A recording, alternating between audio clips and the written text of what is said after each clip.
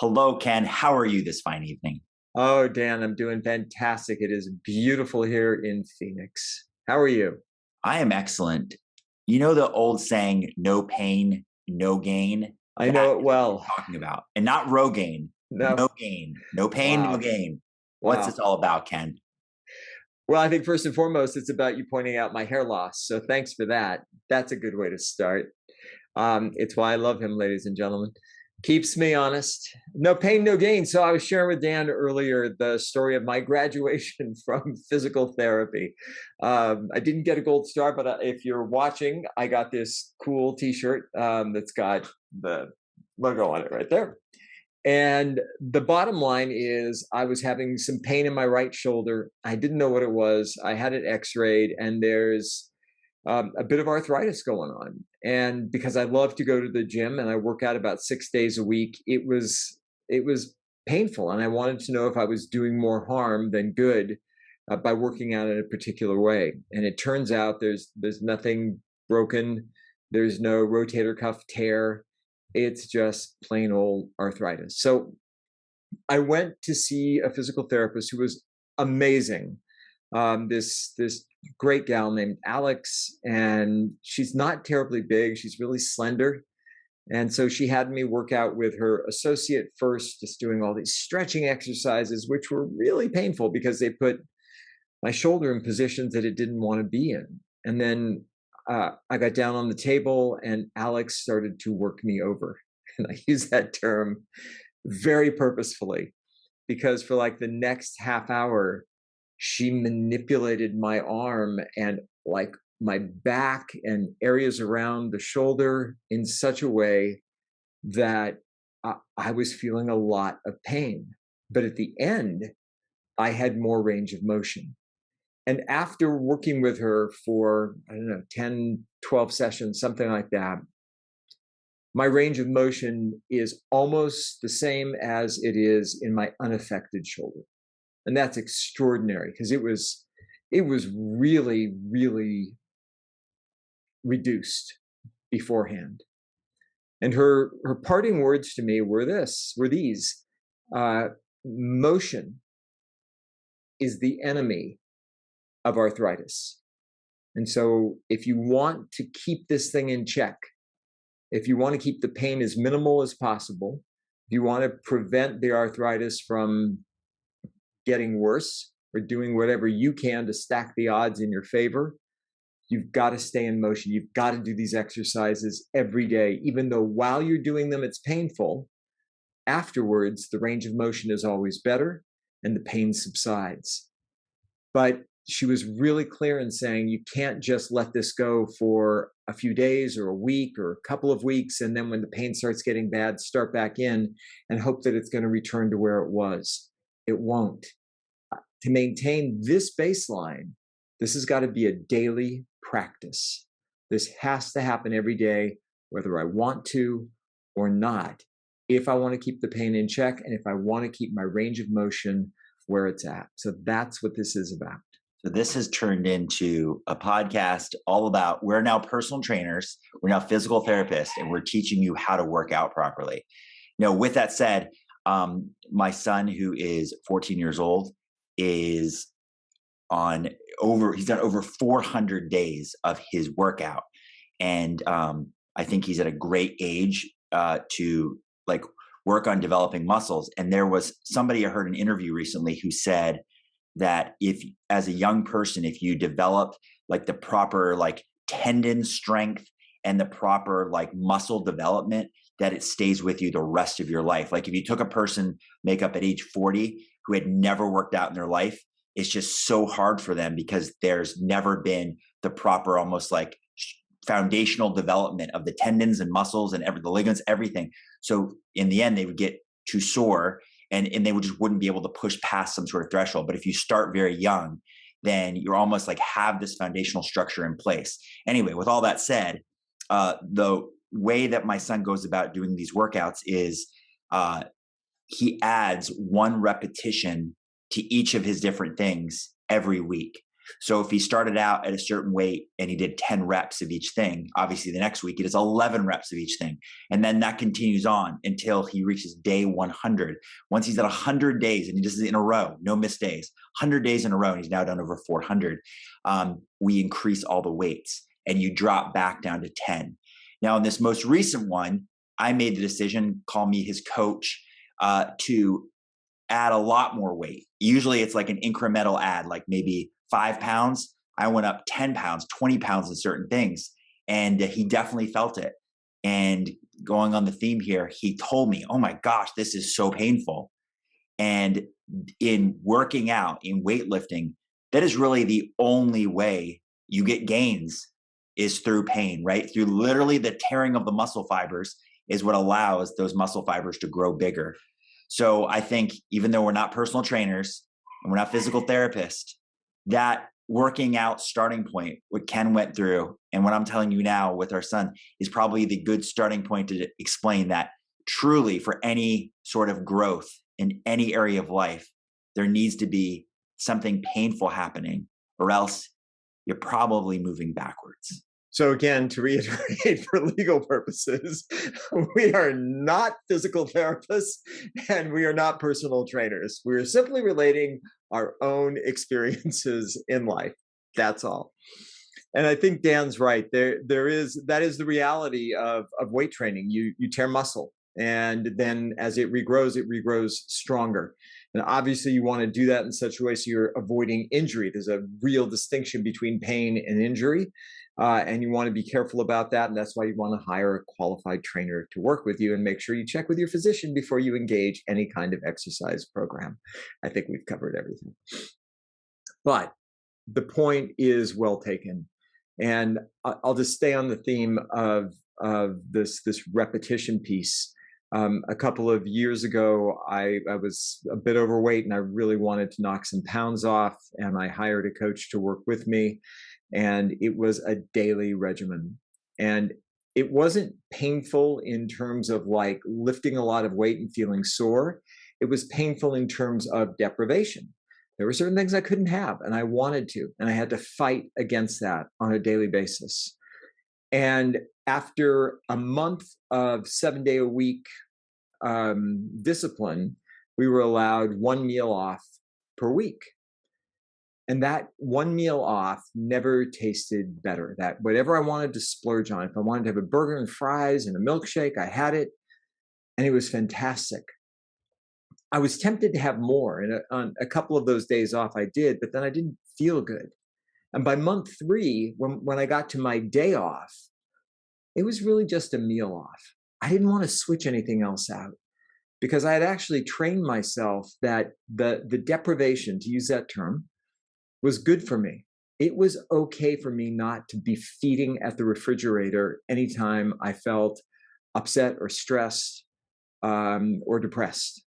There were other ways to deal with that. I could go to the gym. I could go for a walk. I could talk to my husband. I could call a friend. I could read. I could pray. There were a million different things to do rather than do something that was ultimately going to harm me. And so there was a discipline that had to happen. The program wouldn't have been as successful. I wouldn't have gone from whatever it was, 214 pounds to 180 pounds in 3 months if I hadn't had that discipline. And so to Dan's point and the theme of this show, no pain, no gain is more than a cliche. It really is a practice that has to be engaged, whether it's doing something physical, doing something mental, or doing something spiritual. So there are many, call them self-help, personal development people that seek out pain. And people think that sounds crazy, but the way I've always understood it would be pain is an indicator. Pain is, it's like setting off the alarm, right? Where it tells you like, hey, something's going on here. Now, what those people are doing is they're saying, good, I'm on the right track, because they're seeking out things that challenge their mind, that challenge their body. So in their case, pain is an indicator I'm on the right track. For most of us, though, unless we're intentionally seeking out pain like I'm describing, pain is usually a really good indicator. Again, mental pain or physical pain, that it's like, hey, hold on. let me check myself, let me analyze and figure out what's causing this. And then you get to ask yourself this simple question: do I want to be the definition of insanity? Do I want to keep doing whatever was causing this and expecting a different result? And this is a common thing. I'm sure Ken sees it all the time. I see it all the time in coaching individual people, is that they'll tell me the same story because we're all pattern creatures, right? And they're like, why does this keep happening to me? And what they're describing is something painful that's happening to them. And usually we can figure it out together, but it almost always points back to the same cause. And it truly is the definition of insanity. Why do you keep doing the same thing over and over, but you expect it this time not to be painful, right? So when you have something in your life that's a pain that you don't like and you didn't seek out, ask yourself, figure out what is the cause, and then analyze, do I want that to happen again? And if you don't, you gotta change your approach. You gotta do something different. If you got there seeking something out and then pain was on the journey and you don't like that pain, then you have to ask yourself, do you want to keep going on that journey towards whatever you're going for? Or you might want to change course and go a different route that can still get you there, but maybe doesn't have that same painful experience. But if you decide to stay on that path and the same obstacle keeps popping up, don't be surprised if it does. For these people who seek it out, their whole goal is they know that pain causes growth. This is the theme, pain, no gain. And so they realize that by seeking out pain, that they're going to be better as individuals. They're going to grow. They literally want to take on a challenge and like push the limits of what's possible. Always caveat it with, we're not recommending that. But if you're that type of person, realize that pain is an indicator of either you sought it out and you're on the right track, or something needs to change if you don't want it to happen again. But see pain for what it is. It's that alarm going off telling you something. Figure out what it's telling you. So I want to follow up on that point about people who seek that out. There's this follows in many ways Stoic philosophy, where people are aware of the fact that life can be incredibly fickle, that fame and fortune can smile on you one year and the next year can seem to vanish. And the point is, can you live your life in such a way where your rational thought is the thing that controls you? You don't get thrown by, I've had a great year, everything is fine, I don't have to do anything else.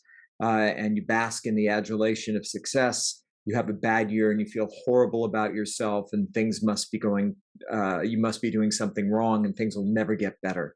They take a very different approach. And that approach is simply, I always have control over my rational thought, no matter what is going on. And one of the explorations in this whole thing is, well, what if? What if you didn't have some of the creature comforts that you have today? For example, like hot water. And so I have a couple of friends who on a regular basis take ice cold showers. And they do it, this is quote, pain. Because on a cold winter morning, you jump into the shower, you want something hot and you turn on cold water, it's by definition going to be rather painful. They don't do it to punish themselves. They don't do it to hurt themselves. They do it, like Dan said, to test their minds. They do it to see if they can actually exercise control using their rational mind to overcome that incredible discomfort of an ice cold shower on a cold winter's morning. But that's intentional. They are being caused for that, and they're doing it for a specific reason in order to grow. And I think it's a great distinction and really important to think about. If you're working out and you wake up sore in the middle of the night or the next morning, it was intentional. You were being caused for that, and you were being caused for that for a good reason. On the flip side of that, what Dan mentioned is also right on, and that is something I do see, people repeating something over and over again in this cycle of pain that they can't seem to escape from because they literally have become trapped in it. They haven't paused. And it becomes almost like this vortex that they're caught up in which they just keep spinning out of control. And the key is simply to pause, to step back, to observe, and to ask why. It's like the simplest question.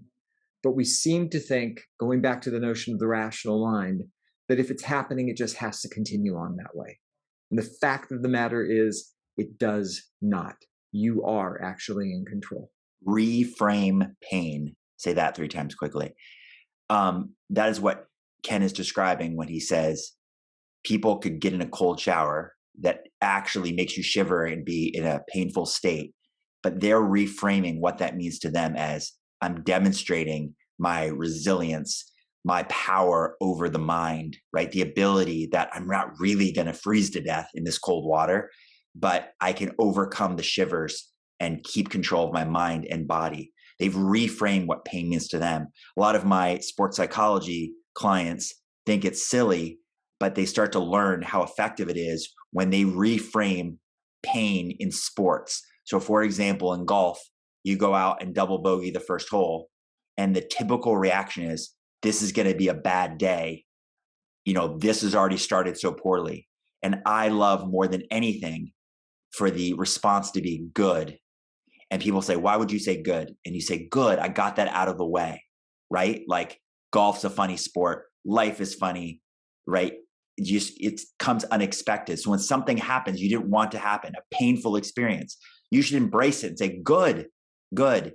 That means I get to show how amazing at recovery I am, how resilient I am, how much I can overcome that. So you just take something and you reframe it. There's a good saying about the biochemistry of humans. If you took 2 people side by side in a roller coaster cart and you were to literally take their blood at the top of the hill right before they go over the top, and you would see probably very similar biochemistry. But if you polled each one of those 2 people, one might say, I was scared to death. And the other person would say, I was excited. Now, those look exactly the same with the chemicals flowing through your blood, but there's just the difference in how you framed it. It's the same thing if we say, I'm so lucky or I'm so cursed, right?